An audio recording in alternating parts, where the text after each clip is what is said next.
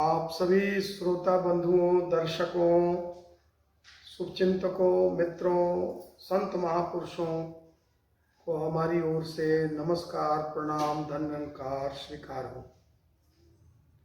दर्शक बंधु, आज हम फिर लाइव आपके सामने आए हैं। सतगुरु माता सुदीक्षा जी महाराज के अमर संदेश को लेकर आए हैं। ये मनुष्य जन्म अनमोल है, दुर्लभ है। मनुष्य जन्म जो मिला है वह कैवल्य के लिए, परम पद के लिए, मोक्ष के लिए मिला है। बार बार जन्म लेना और बार बार मरने से मुक्ति पाने का नाम ही तो मोक्ष है। समय का सतगुरु इस धराधाम पर जब आता है तो पूरी दुनिया में विश्व बंधुत्व की स्थापना करने आता है। पूरे संसार में प्रेम, इखलास, मोहब्बत का दरिया बहाने आता है। हमारे बीच ईर्ष्या, द्वेष, नफरत, घृणा, अहंकार को समाप्त करने के लिए आता है। हमारे बीच जात पात, ऊंच नीच, छोटे बड़े का भेदभाव मिटाने आता है।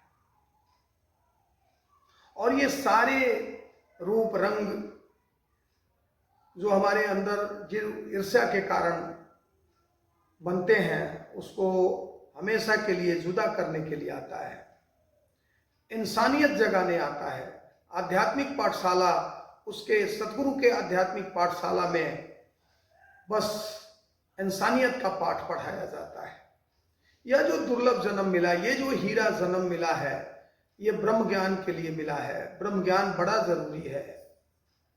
आदमी के जीवन में 3 अहम प्रश्न है कि हम कौन हैं, कहां से आए हैं और कहां जाना है। आए हो किस जहां में, क्या काम है तुम्हारा, ठहरोगे किस मका पे, जब लौटोगे दोबारा। सारे मानव परिवार को संबोधित करते हुए दास बताने का प्रयास कर रहा है कि ब्रह्मानुभूति के बगैर इस 84 के बंधन से मुक्त नहीं हुआ जा सकता।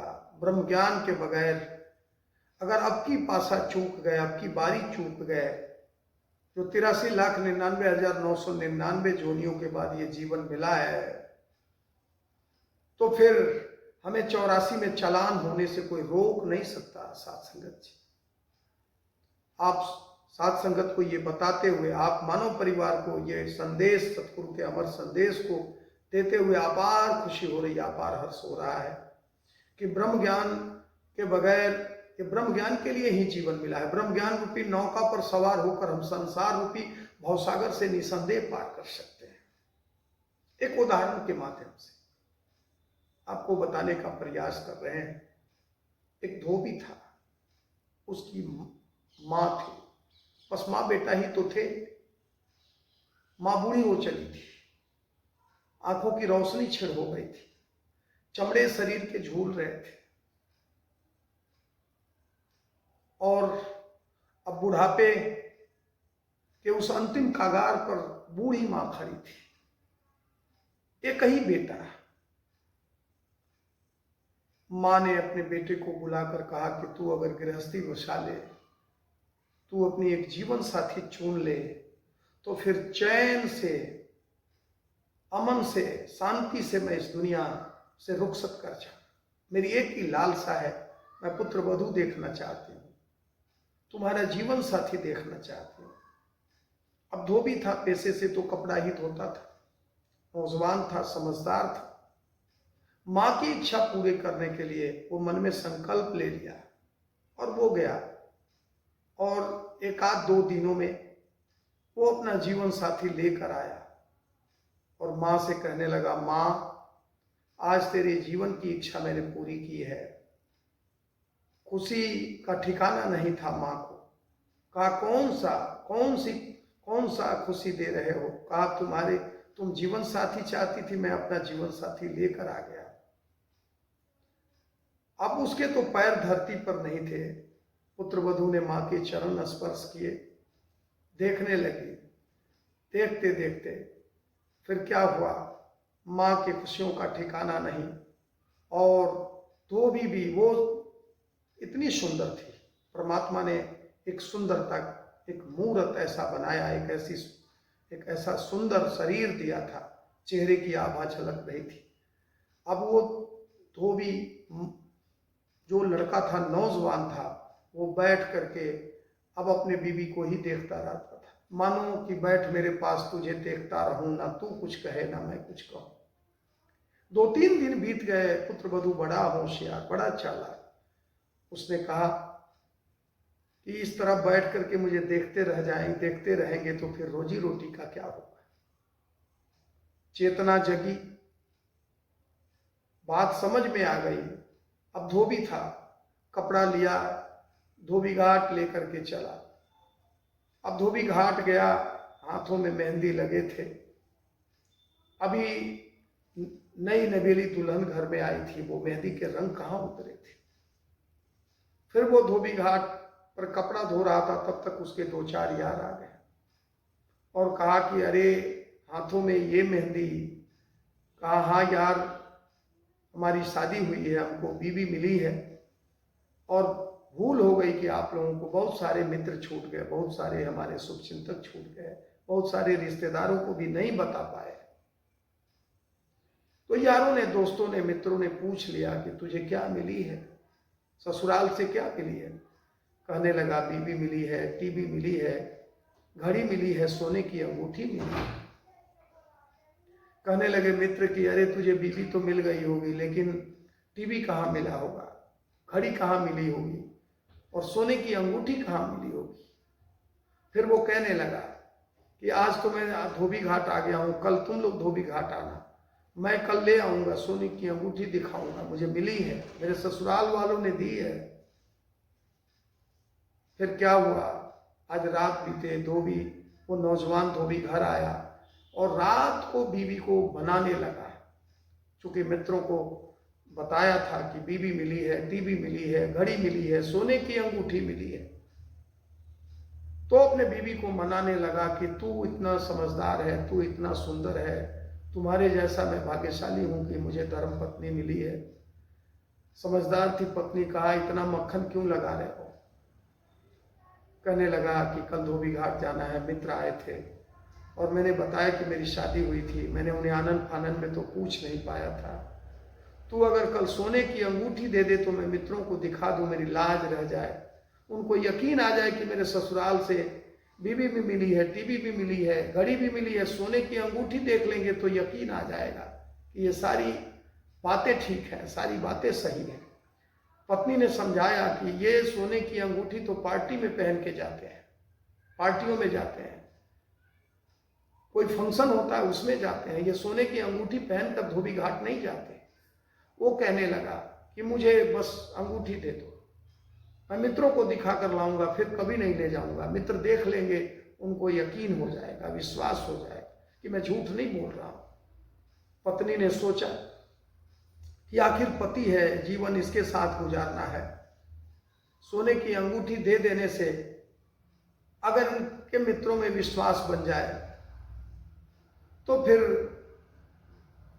पत्नी ने कहा कि ठीक है, आज रात को सोइए, सुबह में अंगूठी सोने की दे दी, लेके फिर धोबी घाट गया। अब वहां जाकर के मित्रों इंतजार कर रहा था कि मित्र आएंगे तो सोने की अंगूठी दिखा दो। अब सोने की अंगूठी दिखाऊंगा, मित्र आएंगे, इस इंतजार में दोपहर बीतता जा रहा था। उसने सोचा अब मित्र नहीं आएंगे, मित्र अभी तक आए नहीं। फिर वह तालाब में उतरा और उसी धोबी घाट में कपड़ा धोने लगा। जब सर्फ साबुन लगता है तो सोने की अंगूठी इस उंगली में पहना था, सर्फ साबुन लगा और वो कपड़ा धोने लगा, आएंगे तो दिखा देंगे। जब वो सोने की अंगूठी में सर्फ साबुन लगे तो वो कपड़ा धोने में मशगूल हुआ। और फिर क्या हुआ, वो सोने की अंगूठी उसी धोबी घाट में, उसी तालाब में गिर गए और उसको पता भी नहीं चला। बस वो सर्फ साबुन की वजह से वो अंगूठी निकली और तालाब में गिर गई। और जैसे ही अंगूठी गिरी, कुछ देर बाद मित्र आ गए और मित्र आए तो फिर कहा कि कहाँ है सोने की अंगूठी। तो ये जो कपड़ा धो रहा था, अचानक वो हाथ उठाया और उंगली को ऐसे कहा, देख ये सोने की अंगूठी मेरे ससुराल वालों ने बीबी दी है, टीवी दी है, घड़ी दी है और ये सोने की अंगूठी दी है। जैसे ही ये दिखाया उंगली में से तो वो सोने की अंगूठी गिर चुकी थी। शौक लगा, हतप्रभ हो गया, एक ऐसा शौक, सोचने लगा अरे सोने की अंगूठी क्या हो गई। और अब वो कहा, देख, मित्र देख रहे हैं, कहाँ है सोने की अंगूठी। शौक ऐसा लगा, ऐसा शौक लगा, कहने लगा पहले से पहले ठीक ना पहनती तोने ठीक, घरे रही तोने ठीक। पहले से पहले ठीक ना पहनती तोने ठीक, घरे रही तोने ठीक। अब मित्र पूछ रहे, अरे क्या हुआ तुमको। अब तो वो शौक में है, पूरा शरीर शून्य हो गया है। पत्नी ने इतना मना किया था, सोने की अंगूठी धोबी घाट पर मत ले जाओ, ये ससुराल की अंगूठी है, बड़ी कीमती अंगूठी है, ये धोबी घाट लेकर नहीं जाया जाता है। लेकिन ना माना और वो शौक लगा। फिर मित्र पूछे क्या हुआ, कहता पहले से पहले ठीक ना पहनती तोने ठीक, घरे रही तोने ठीक। मित्र दौड़े, दौड़ के उसके घर गया और उसके बीवी को बताया कि अरे तेरे पति की तबीयत, तुम्हारे पति की तबीयत खराब हो गई है, इतनी बड़ी बीमारी है, जल्दी जाओ, जल्दी बचाओ। आगे आगे अब पत्नी ने सोचा कि अब अभी अभी तो आई हूं ससुराल में, नई नवेली दुल्हन हूं, लोग मुझे क्या कहेंगे, मेरे ऊपर ये सारा कलंक चढ़ जाएगा कि इसका अच्छत ठीक नहीं है, ये आई है और इसके बाद इसके पति की तबीयत खराब हो गई है, ये कलंक मेरे सर जाएगा, मेरे मत्थे जाएगा। लेकिन पति बीमार है, लोग कहेंगे बड़ी कुलक्षणी है, इसका अच्छत ठीक नहीं है। लेकिन पति बीमार है, मन में सोच लिया कि जीना तेरी गली में, मरना तेरी गली में, मरने के बाद होगी चर्चा तेरी गली में। जीना तेरी गली में, मरना तेरी गली में, मरने के बाद होगी चर्चा तेरी गली में। अब पत्नी आओ न देखी ताव, मोहे आई न जग से लाज की, इतना जोर से नाची आज की घुंघरू टूट गए। घूंघट उठाई और दौड़ चली धोबी घाट के पीछे पास। पीछे से मित्र भी दौड़े, जाकर पत्नी ने देखा, बड़बड़ा रहा था, कहा क्या हुआ है स्वामी आपको, मुझे बताइए। पता पहले से पहले ठीक ना पहनती तोने ठीक, घरे रहे तोने ठीक। अब पत्नी इस अवस्था में देख रही है, वो यही बातें कहते जा रहा है। फिर पत्नी, उसके मित्र बोले कि कोई डॉक्टर बुला के लाओ। पत्नी भागी गांव की ओर। झोला छाप डॉक्टर तो आपके यहाँ नहीं होते होंगे, हमारे तरफ तो हैं, आपके तरफ तो झोला छाप डॉक्टर नहीं होंगे, लेकिन हमारी तरफ झोला छाप डॉक्टर बहुत है। एक झोला छाप डॉक्टर मिल गया। पत्नी ने गिड़गिड़ाते हुए कहा कि मेरे पति को बचा लीजिए। वो झोला छाप डॉक्टर नशे की सुई लिया, कुछ इंजेक्शन लिया और आगे बढ़ा। आया तो देखा, पूछा आपको क्या हुआ है, कहता पहले से पहले ठीक ना पहनती तोने ठीक, घरे रहे तोने ठीक। डॉक्टर ने कहा कि अगर 5 मिनट और लेट कर देती तो सारे गांव को ये महामारी लग जाती, ये बहुत बड़ी बीमारी है। डॉक्टर समझ गया, नशे की सुई लगा दी और उसकी पत्नी को कहा कि इसको ले जाइए। रात में पानी पट्टी देते रहिए सर पर और सुबह होते होते ये ठीक हो जाएंगे। डॉक्टर ने सोचा आप सभी को यदि ये वीडियो हमारी पसंद आ रही हो तो आप जरूर सब्सक्राइब करें। मिशन मार्ग को क्लिक करके सब्सक्राइब करें और आगे हम अगले एपिसोड में भी मिलते रहेंगे और ज्ञानवर्धक बातें, सत्संग की वो अच्छी बातें और बढ़िया सुंदर विचारों को हम आपसे साझा करते रहेंगे। तो फिर उसके आंचल में 50 रुपए थे, उसने कहा कि 50 रुपया ले लीजिए डॉक्टर साहब। कहने लगा मेरा तो फीस 100 रुपया है, मैं 100 रुपया से कम नहीं लूंगा, भले ही कल दे देना। पत्नी लेकर आई पति को, रात भर पानी पट्टी देती रही और यही सोचती रही कि मेरे स्वामी को क्या हो गया। सुबह हुई, आंखें खुली, नशा जब उतरा तो आंखें खुली तो देखा पत्नी ने, आंखें नजर तो 4 हुए। फिर स्वामी से कहने लगी, पतिदेव से कहने लगी, आपको क्या हो गया था पतिदेव, आप बताइए, लोग मेरे बारे में क्या सोचते हैं। लोग मुझे कहते कि इसका अच्छत ठीक नहीं है, बड़ी कुलक्षणी है, इस घर में आई और आते आते इसका पति बीमार हो गया। तो फिर जैसे आंखें 4 हुई, फिर इतनी बातें जैसे कहीं वो कहने लगा पहले से वे पहले ठीक ना पहनती तोने ठीक, घरे रही तोने ठीक। पत्नी ने देखा कि अब तो वो रोग फिर लग गई, वो बीमारी फिर लग गई। अब वो कहता है कि पहले से वे पहले ठीक ना पहनती तोने ठीक, घरे रही तोने ठीक। अब पत्नी कह रही है कि कहला से वे कहले ठीक ना कहती तोने ठीक, चुप रहती तोने ठीक। और इन दोनों में ये संवाद चल रहा है। वो कह रहा है कि पहले से वे पहले ठीक ना पहनती तोने ठीक, घरे रही तोने ठीक। पत्नी कह रही है कहले से वे कहले ठीक ना कहती तोने ठीक, चुप रहती तोने ठीक।